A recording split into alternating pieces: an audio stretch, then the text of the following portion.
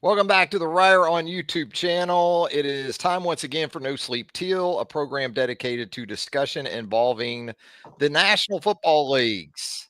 Jacksonville Jaguars, boy, Evan Reier, no shortage of topics on this trade deadline Tuesday, and the Jacksonville Jaguars have been active participants making the move to bring in Jakobi Meyers, wide receiver. I guess you could have just put Jakobi on the team plane coming back, sort of Yeah. had that feel to it, a lot of smoke around Jakobi Meyers going into today, but becomes official, and I need your instant reaction to the Jags making that move. I like it. I do like it. I mean, obviously, Jakobi Meyers is not a head and above player over what the Jaguars already have. That being said, the team loses Travis Hunter due to the non-contact injury, and he's on IR, and it seems like he's going to be able to come back this year. But I mean, you never want to gamble with anything like that. So, Gladstone was proactive and said, okay, well, we're at least going to go get another solid guy. And a guy that is a pretty explosive player. He's definitely like a down the field kind of player, kind of similar to what we thought BTJ was kind of going to be for this team this year. And then, Travis Hunter would be kind of your, go get that 10 to 15 yards, make a bunch of men miss. Well, now, BTJ is probably going to be more in that Travis Hunter role, and Jakobi Meyers ought to be the deep shot guy. You think Meyers is going to be the focus at the Yeah. top of the rotation? Interesting. Yeah, I mean, really, right now, that's kind of what he has to be. Right. The past 2 years coming into this year, really the past 3-4 years, I mean, Meyers has been really solid, over 800 receiving yards in each of those seasons, had 1,000 last year in 15 games. 8 touchdowns in the year prior, only 4 last year. I mean, overall, I like this move. It's not a crazy amount of resources you're giving up. I mean, a 4th and a 6 can be useful, but the Jaguars have a lot of draft capital right now. You're not going to draft 11, 12, 13 dudes next year and get that much value of it. So go get this guy, see if he can do something for you in these last 7-8 games of the regular season, and then you go from there. Yeah, it feels like a rental. He's in the last year of his deal. Myers is. You've got a couple of guys that you had on the field against the Raiders late. Austin Trammell, Tim Jones, and give those guys credit. Tim Jones had a big catch against the Raiders on Sunday. Tim Jones does a nice job as a perimeter blocker. Probably doesn't get enough credit for that. Tim Jones is a special teamer. He is very much a core guy in the kicking game. So good for him. Trammell, speaking of special teams, had a big return there in overtime to really get the Jaguars started on that possession. But this is a move for a couple of reasons, in my opinion. It's necessity-based because now you got BTJ with an ankle. You've got De'Ami Brown in concussion protocol. We don't know how long Travis Hunter is out. And it also says to your fan base, I think, and not that this is a primary function of what Gladstone did in bringing in Meyers. It says, yeah, we do believe we are in the window. And at 5-3, you absolutely should feel that way with the pieces you've got in place. And, I wonder, though, Evan, if they lose that game on Sunday and they're 4-4 instead of 5-3, do you think they're still dealing for Meyers, or how do you view that? Because there is a big difference halfway through a season between 5-3, because 5-3 you're halfway to 11-6, 10-7. 4-4 you might be looking at 7-10, 9-8. Yeah, I mean, you're 4-4 and you've lost the past 3, right? And you had a bye week in between some of those, and you played one of the worst teams in the NFL. So I hope they wouldn't have made that trade because I wouldn't have been in the mood for it, to be honest with you. That being said, I think this deal was done and dusted on like Saturday night because everybody was talking about it yesterday after the game. Tony Khan daps up Jakobi Meyers, Liam Cohen daps him up. Like they knew, like that was they. I think everybody knew that deal was happening going into that game. So I mean, yeah, I definitely would have felt a little bit different, but overall, I mean, I will always be a person that wants to see a team try and go win games, even if things are not going well. I love the assertive, proactive nature of Hmm. Gladstone's general management style. So I'm happy. I've always like I was kind of saying right before he started. I've always kind of liked this dude. So I'm with the deal. I Now think that apparently, I think go that ahead. Myers is a nice pickup. I think BTJ still has to figure it out at Yeah, some point, yeah, it doesn't. especially with Hunter down, because he's too dynamic, Yeah, right? I mean, BTJ, even with Myers coming in, he's still that guy in this rotation that can be more the Jimmy Smith to Jacoby Myers as Keenan McCardle. I think Jacoby Myers can be a volume guy. That's what he was last year. I do think he can produce some explosive plays, but even if you go back to his time at NC State, he's been around a 12-yard per catch guy. So we'll see how that dynamic plays out. But I still think, again, and you saw some glimpses of it against the Raiders. BTJ did some decent things, but then then he has the setback with the ankle. yeah, yeah. It's frustrating right now. Really, going into I guess that Seahawks game, the Jaguars injury setup wasn't too bad. It was like, oh, okay, like we're a bit beat up, but guys are staying healthy enough. And then now it seems like it's starting to pile on.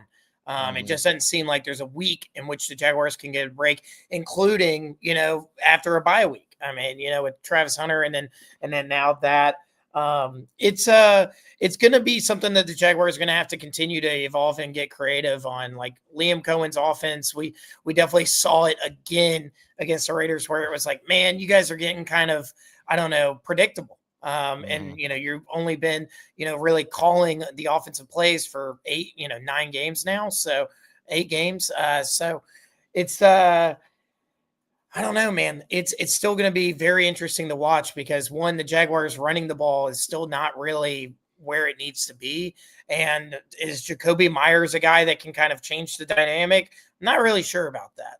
Yeah, I'll say this: 22 carries for Travis Etienne against the Raiders. If you're getting him into the low 20s and keeping Trevor more into the mid 30s in terms of pass attempts, as we've talked about a lot here on the show, that is more the winning formula than Yeah, what for we sure. had seen in the previous weeks when you get Trevor elevated into the 40s. But I was as impressed. I tweeted this during the game and immediately after the game on Sunday. That to me may have been Travis Etienne's most impressive performance as a Jacksonville Jaguar because he took a beating Yeah, and he fought. he didn't just take it, he gave. He gave better than he got. And Travis Etienne isn't necessarily a back that's built that way or wired that way. But give that guy a lot of credit on Sunday and then caught 5 balls too. So 27 total touches for Travis Etienne. And none of them were really easy. He did have a long run of 20 yards in the game, a long reception of 16. But give Cohen some credit too in that offensive staff. They stayed with him and he took care of the football, which Yeah, is obviously important, and made that more of a manageable situation for Trevor Lawrence and one that Trevor can be at his best in. And look, Trevor still had the abhorrent decision down in the red zone that led to that interception, but Trevor, under the weather by all accounts, very, very ill Saturday night into Sunday. Kind of had his flu game, I guess, Ev, for Trevor Lawrence. yeah. No, he also showed some toughness and some fight in this one. I'll give Trevor credit in the same vein. Um, no, I actually thought after that interception, Trevor very much rebounded in a way that you kind of need him to. Um, when he threw that pick, I was irate. I mean, it's just like, dude, it's the Yeah, I one thing got you that can't. text. I got that The, text. It went through. Yeah. yeah, it's the one thing you can't do there. It was a critical mistake. Oh, that's But bad. after that, he was clean. And you know who also was pretty clean in this game? At least not necessarily penalties, but in terms of keeping Trevor clean, the offensive line. The offensive line only allowed 1 sack in this game. You got Max Crosby on the other side. They handled that well enough to at least get the offense moving in the second half because goodness gracious, in the first half, it was abysmal. trying to Yeah, watch that offense. and the tight end situation not good right now. I mean, No, it's bad. basically, we're down to one. I guess by the end of that game Sunday, you had Cole Van Lannon, the extra offensive lineman, motioning across the formation. It's not what you want. And you also tried him as an inline guy. And in one particular instance, Crosby just shot that gap, made an easy tackle for loss. But you're right, with everything they've been through, not just at receiver, but also up front with some issues. Give them a lot of credit for hanging in there against the Raiders, ultimately getting the job done. Another fourth quarter comeback by Trevor Lawrence. How about Hey, that? rack them up. Yeah. It's all about when you win. And right now, the Jaguars, at least for the majority of the season, are winning late. So yeah, I mean, overall, I was fine with the offensive performance. I mean, it was awful to watch for the first quarter and change, Oof. but overall, I was cool with it. The defensive performance is what gets more and more concerning. Mm-hmm. It's Four more TD passes allowed to to Geno Geno Smith. Smith, who has had a very rough year. And we talk about the lack of quality at in that secondary, especially at safety. And Brock Bowers goes for 12 receptions, 127 yards, and 3 touchdowns. Jaguars better find something that can hold them over while they try and get Jordan Lewis and co healthy, because right now it's bad. It's Brock really, really bad. Bowers, they essentially used, the Raiders did a very similar concept throughout the game. Just sat him Yeah. down against zone and let him do it after the catch in large part. 3 touchdown catches for the former George Bulldog. You're right. No Eric Murray in the game on Sunday, and no Devin Lloyd either. Yeah. I'm not saying that you want Devin Lloyd as a linebacker matched up on Brock Bowers one on But he's one, fast enough to run with him. but it does make a difference. We talked about it before. Love Yeah, for Ventrell sure. Miller and what he brings. Foye, obviously important to what the Jaguars do. Those two guys, though, are too similar to be out there together a lot. Yeah. Devin Lloyd brings something a little different. And once again, another offense that when it goes 2 tight ends with Brock Bowers and Michael Mayer, they can get the Jags in some personnel groupings, more of a base look that is problematic for the Jags at outside linebacker when you start to factor that in as well. We talk about some guys that made a huge impact. We haven't even talked about Cam Little yet. Nope. Just an amazing. Well, you said on last week's show that your hope was get away, clear your head, come back. Slumping a little bit, Cam Little was. There were some concerns about how much longer he might be the guy for the Jaguars, but that 68-yarder right before the half, I know it was just 3 points in the book, but it felt like it should have counted for more, both in terms of the distance of the kick and what it provided that team going into the locker room. No, I mean, you saw it, the way that the Jags celebrated after Cam Little hit that. And, it should be a celebration because it's NFL history. Yeah. And that's awesome. That being said, you narrowly avoided a shutout. And the way that the Jags looked at the end of the first half was like they just won the game. So you can tell that this team, and specifically Cam Little, like they've rallied around that dude. They know that he's good and they want to back him up. And Cam Little's comments after the game, kind of said as much too, where, he loves being a part of a culture that, has my back. It's like, it seems like over the course of the past few weeks when he's really been struggling that, Cohen and company have been, behind him and saying, hey man, we're not worried. We know what you can do. And this was his get right game. I mean, really, this was him showing up in big moments all throughout this game. Kind of coming through. I mean, you could definitely say that. I mean, obviously, if he doesn't make the 68-yarder, the Jags aren't in overtime at the end of that game. So, wins above replacement, as they like to say in the MLB. That definitely feels like a win above replacement. So. Yeah, and we get Firehouse. It ought to be free Firehouse. Yeah, honestly, if it's NFL history, I mean, Bogo, if he makes one over 70, it should be a free sub. Bogo for a 68-yarder NFL record. Come on, yeah, Firehouse. It's insane. Step it up for us. But we talk about the trade deadline. I'm sitting here refreshing Adam. I know. Schefter I'm like, where on the reg right now on the old X machine. But it hasn't been all good news for the Jaguars today. And who knows, right? I mean, we're sitting here on the outside, and it's more about what the fans would like to see the Jaguars do. Quinnen Williams, you've talked about, in your opinion, the need. I know other folks have as well for the Jags to improve that defensive front. It won't be Quinnen Williams, the former Alabama standout, instead headed to the Dallas Cowboys Yeah. from the New York Jets. And then sort of as a double whammy, Ev, now you got Sauce Gardner in the division. He goes from the Jets Yeah, to that's a the tough one. Colts, who the Colts, man, they gave up a good bit. I know we're in that sort of F them picks era of Yeah. wheeling and dealing in the National Football League, but that still felt like a lot to get Sauce Gardner. I think Diana Rossini put it best on Twitter, which was she said, "This is a huge win for New York, but why are the Colts doing this?" Like, and it's not to this is not a diss. This is not like sour grapes or anything like that. With the Colts, getting one of the best players, arguably in the NFL, but it's a massive amount of resources for the Colts to give up for a guy that is fantastic and is on a long-term contract, but it definitely just kind of feels like an embarrassment of riches right now. Mm-hmm. I mean, they're definitely better with him, but also at the same time, it's kind of a wild move. I mean, Mm-hmm. it's really pouring it on. Obviously, I'm gonna hate having to watch, either Jacoby Myers or BTJ try and get separation from Sauce Gardner, but yeah, I mean, they're clearly committed to not just trying to win this division. I think the Colts are thinking, Oh yeah. first round bye, right? That's you're 7-2, right?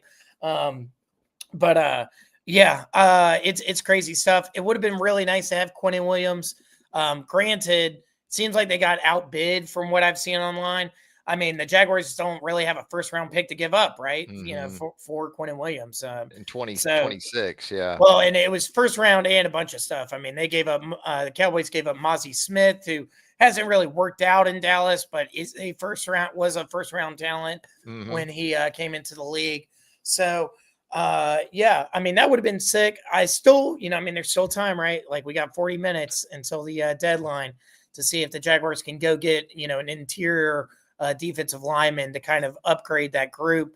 And I really hope they do because, yeah, I would say more so than getting another receiver, even with Austin Trammell and Tim Jones running out there, I still think that the Jaguars need a difference maker at defensive tackle. And they've yet to be able to make a deal for one. Give Devon Hamilton his flowers, though. The Yeah, big he's been good. man got the Paul in the passing lane on Yep. Sunday to seal that win in overtime. Good for him. But I Yeah. don't think anyone would disagree with you. And there's such a premium on those kind of guys like Quinnen Williams. And if you have that asset, you really can pick your spot if you're the Jets. And it appears, as you outlined, that was the case. So now the Jags look back to division play coming up. Ev, um, did you sense the irony in the CJ Stroud hit from over the weekend and maybe D'Amico Ryan's comments about it in the post game Oh, yeah. after the events of Jacksonville a year ago when the Jags lost Trevor to a big nasty blow from the Everybody takes Texans? their turn. I don't really look at it as like like a haha, like, whatever, but it just happens, right? And, Yeah. um, if you approach it with the attitude that the Texans kind of did last year, then whenever it happens to you next, no one's going to feel a whole lot of sympathy for you. And I certainly don't feel much sympathy for the Texans. It's going to be interesting. I wouldn't be surprised if this is one of those situations where, oh no, CJ Stroud's good to go. And Yeah. it's kind of on the fence, you know what I mean? Like you want to believe that they're taking care of the players the best they can, but there's definitely been plenty of examples where guys are going when you're like, damn, that was a shot and a half, and he couldn't see straight afterwards. The Texans have to win this game against the Jags this upcoming Sunday. I would be shocked if Stroud doesn't go. I Yeah. really would. Even though the protocol dictates that more than likely he shouldn't be able to play. But yeah, I mean, this is one that they've got to have. So I'm still anticipating CJ Stroud this weekend. Yeah, if you had Arch Manning basically getting KO'd at the college level on one Yeah, Saturday and then starting the next Saturday against Vanderbilt like he did for the Texas and Longhorns balling against and balling Vanderbilt. out. Now we'll see. I mean, obviously, I kind of joke about that, but in all seriousness, every situation, how individuals go through that Yeah, is obviously different. So different. it is the Jags at Houston coming up on Sunday afternoon. Huge, huge game in the AFC South, especially for two teams just trying to maintain contact with the Indianapolis Colts. And hey, the Jags got some help, right? Yeah, Last they did. weekend. No, that's why you really had to beat the Raiders, because once the Colts went down, like if you had lost that game, and it's like not just are you back to 500, but you're like not anywhere closer to the division lead, that would have been really frustrating. I think part of what I was saying too is like if there was a different head coach in Houston, I think CJ Stroud might make a business decision and say, I'm not playing. But D'Amico Ryans is one of those dudes that guys get up for. So that's part of the reason why I think he's going to be ready. But yeah, the Jaguars need to take advantage of this upcoming game. I mean, the Texans are still, they're definitely doing better than they were, a few weeks ago, 4 weeks ago. But this is one where you need to be going into that thinking must win, really, Mhm. because they're still down on their luck right now. And if CJ Stroud can't go, if you're playing Davis Mills on Sunday, then Mhm. you really don't have a choice. Like that's a must win game. Yeah, and even with that uncertainty, I guess Vegas is thinking what you're thinking about CJ Stroud being able to go because the Texans are still a 1.5 point favorite. The total right now sits at 37.5. So not anticipating a shootout between the Jags and the Texans. Should be a lot of fun out Yeah. in H Town. Eb, you got anything else for us before we get out of here? Uh, Only thing I was going to mention is that Asante Samuel Jr. is apparently healthy. He's been contacting teams this past week. If I'm the Jags, throw might be worth the flyer. Just throwing it out there. You're already done with Greg Newsom. Is that what I I'm hearing? mean, it's not that I'm done with Greg Newsom, but I don't trust him right now. I mean, it's not a vibe. It's is not a great who feeling. who is the Jags' best corner right now? Is it still Buster? I In think your it's opinion? Buster. Yeah, Buster had a pretty good game. Yes, like I yeah. mean, he had the really really nice pass breakup on Sunday, Uh-huh. and also in general had pretty solid coverage. Mhm. I think he was. I think like on targets, he went like 3 for 6, Yeah. allowing receptions. Like I'll take that. Um, but yeah, right now it's probably Buster until Jordan Lewis gets back, and in which case, He goes out still, early against the Raiders on Sunday too. yeah. That's just amazing what that team overcame and the Jags in that win. Yeah, it's up in the air in that secondary right now to put it kindly. Jordan. Oh, never mind. I got duped by a fake account. Saved it You before I gotta got watch it. Gotta watch it. They're trolled out. online. The next Even 30 hey, minutes on even in X is going to 2025, you can be still get got if you're not careful, if you're not paying well. attention. The next 30 minutes of this Or about trade. to be insane. Oh Yeah, my God. yeah. Yeah. It's about to be. Yeah. It should be fun. And later this week when we meet back up, we can talk a little bit more about it. Also, I wouldn't be surprised if there's some free agency stuff happening for sure. I mean, guys are with trades and stuff like that. Guys are going to get released. Yeah. There's going to be dudes coming back from IR this week. There's a Hmm. whole lot of movement still to happen. I feel like even after the deadline ends. Yeah. It's an important mile marker in the NFL season, the trade deadline, but it doesn't mean that Everything. changes Yeah. aren't still going to be coming moving forward. No doubt about that. Well, Ev, a lot of fun as always. Look forward to doing it again very soon. It is No Sleep Teal. If you have not subscribed to Reier on YouTube, go ahead and hit that subscribe button right now. If you did this with a like, that would help us out tremendously too. Evan, take care. We'll do it again soon. Sounds good. See y'all next time. For Evan Reier, I'm Travis Reier. Thanks for joining us right here on No Sleep Till. Till next time, so long, everybody.